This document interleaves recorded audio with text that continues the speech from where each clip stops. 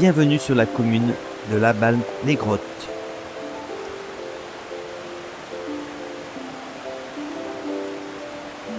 La Balme-les-Grottes est une commune de plus de 1150 habitants qui a su conserver un art de vie authentique.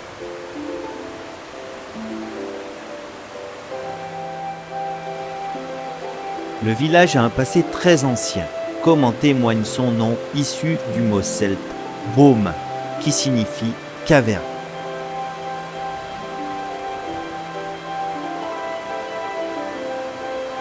De nombreux vestiges, depuis la préhistoire jusqu'au Moyen-Âge, ont été retrouvés dans les célèbres grottes de la Balme, mais aussi dans les champs qui entourent le village.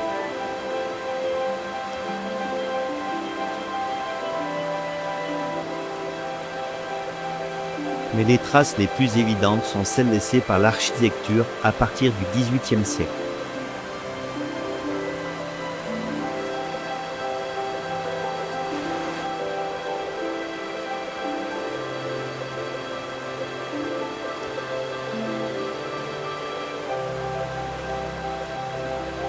Les grottes de la Balme étonnent surtout par la richesse et la diversité des phénomènes souterrains qui la composent.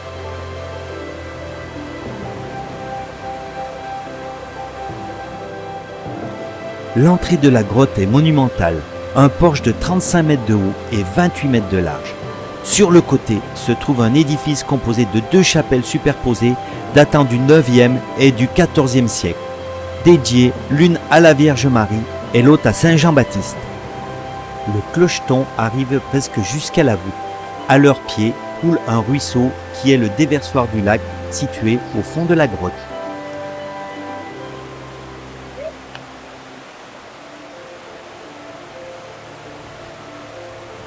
Au bout de cette salle longue de 80 mètres, on accède à la salle surmontée de la grande coupole, point de départ de toutes les galeries, dont celle du Moine, de François Ier et du lac de 180 mètres de long, 3 à 5 mètres de large, 4 mètres maxi de fond et 1 mètre 30 à 10 mètres de plafond.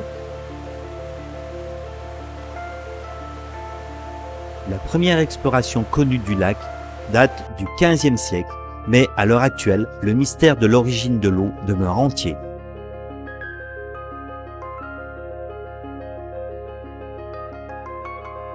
Nous sommes dans la salle de la grande coupole, surprenante par ses volumes, 40 mètres de haut. Autour de cette salle, des galeries se succèdent, vous emmenant au plus profond du ventre de la terre.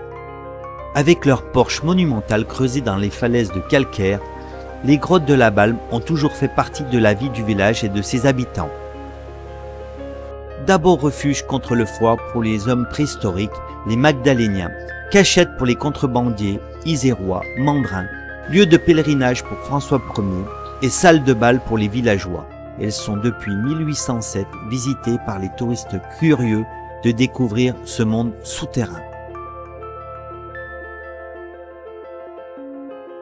Le trésor de Mandrin et son labyrinthe.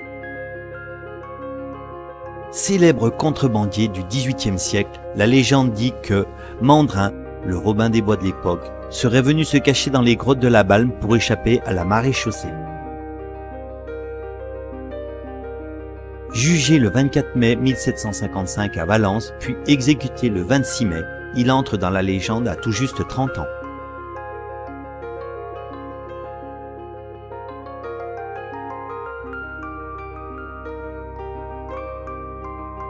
Le labyrinthe de Mandrin, sculpté par les eaux du glacier, laisse environ 30 cm pour se faufiler à travers les parois de la grotte.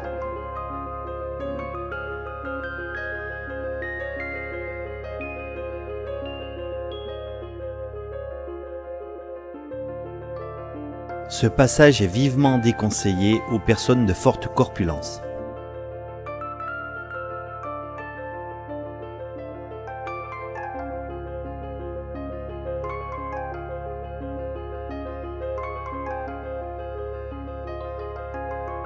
Au bout du labyrinthe, nous arrivons dans la salle qui domine l'entrée de la grotte.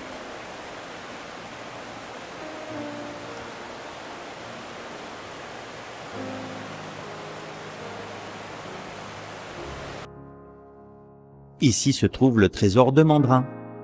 Ces grottes ont commencé à se former il y a environ 170 millions d'années. À cette époque, le sud-est de la France était recouvert par une mer chaude et peu profonde. Les sédiments marins et calcaires se sont accumulés au fond, formant les roches sédimentaires visibles dans les grottes. Certains de ces sédiments contiennent des fossiles de coraux, d'oursins et de coquillages témoins de la vie sous-marine de l'ère secondaire. Les grottes de la Balme possèdent un amphithéâtre de petits bassins qui constitue l'un des ensembles de gourds les plus beaux de France.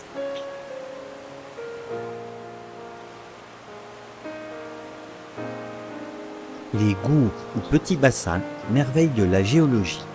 Étonnants par leur nombre et leur profondeur, les gourds sont constitués d'un dépôt de calcite, minéral chimique composé de carbonate naturel de calcium, laissé par l'écoulement de l'eau sur les éboulis de roches.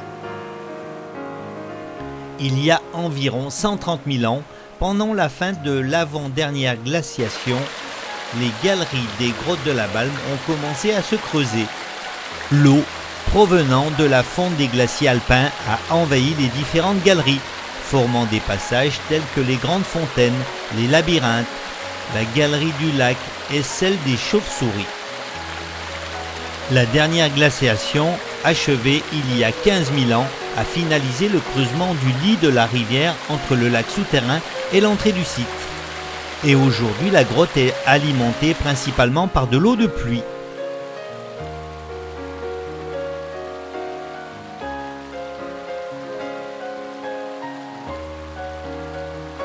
Quelle frustration! Nous arrivons devant l'accès au lac souterrain. Celui-ci mesure environ 130 mètres de long et se prolonge par 3,5 km de galeries de rivières souterraines. Ce lac est aujourd'hui fermé aux visiteurs pour cause de crue.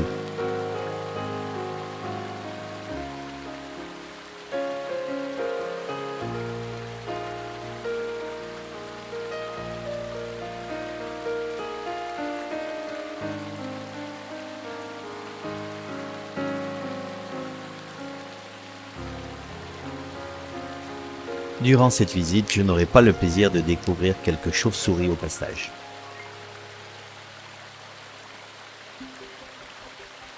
La galerie du désert est un des couloirs partant de la grande coupole. On y découvre encore des gourds et au bout se trouve la galerie des chauves-souris et la grande fontaine. François Ier, roi de France, s'est aventuré dans la chapelle des grottes en 1516. Il aurait même missionné 2 condamnés à mort pour explorer le lac souterrain. Mais l'expédition n'a abouti qu'à la découverte de créatures abyssales démoniaques. La magie de l'eau qui façonne la grotte au fil du temps. Louis Mandrin, célèbre brigand du XVIIIe siècle, surnommé le Robin des Bois français, aurait trouvé refuge aux grottes de la Balme pour échapper à la maréchaussée. Sa présence alimente encore aujourd'hui l'imaginaire.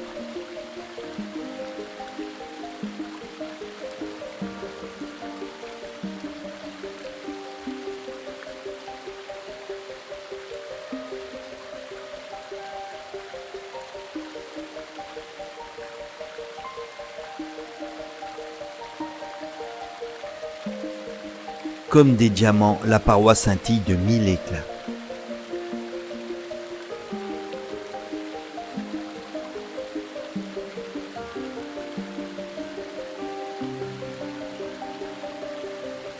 Toujours dans la galerie du désert, nous découvrons de nouveaux bourgs.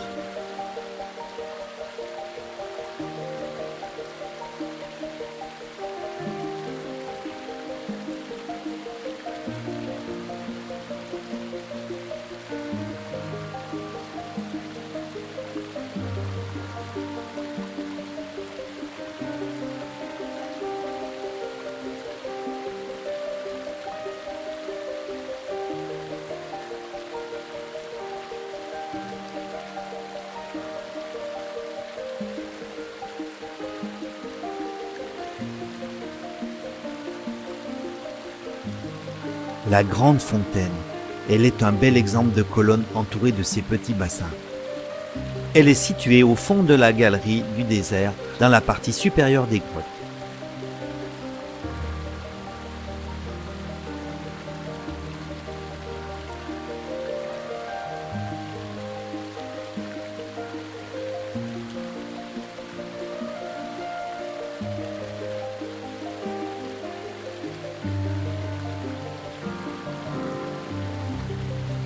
résultat de la magie de l'eau qui opère au fil du temps.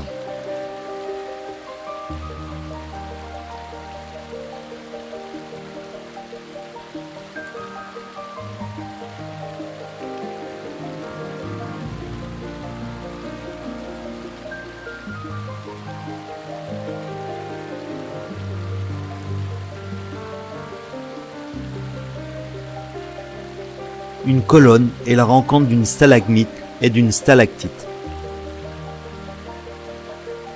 Au pied de cette colonne, une eau d'une incroyable pureté.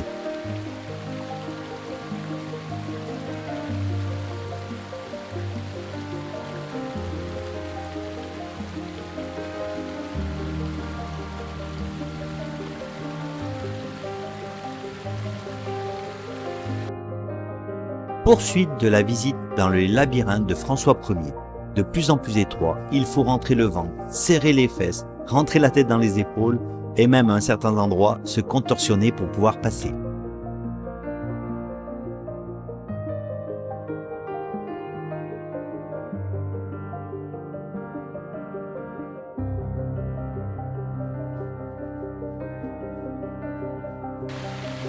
Cette petite visite s'achève sur une déception, celle de n'avoir pu vous faire découvrir le lac souterrain qui est une merveille de couleur et de pureté de l'eau.